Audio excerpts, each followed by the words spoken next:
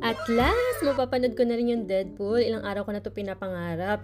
Char! Ayan nga, at kinidnap ko yung friendship ko. At nagpakidnap naman siya, di ba? So, pinanood nga pala namin siya sa IMAX, guys. Panoorin nyo sa IMAX, ang lupit. At 90 dirham ang IMAX. Pero sulit na sulit talaga. At syempre, excited ang lola mo. At nag-start na. At ito yung pinaka-paborito kong part.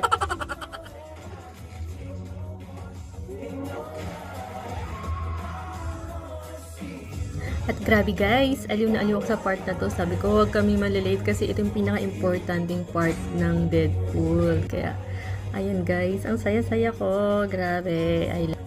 Super funny talaga ni Deadpool. Grabe. By the way, may mga surprise hero pala dyan. Surprise na lang yan, guys. Ayoko mag-spoil. Alam niyo na. Mapapa-aywa ka na lang. Ay, si ano pala yan? Yun, mga ganon.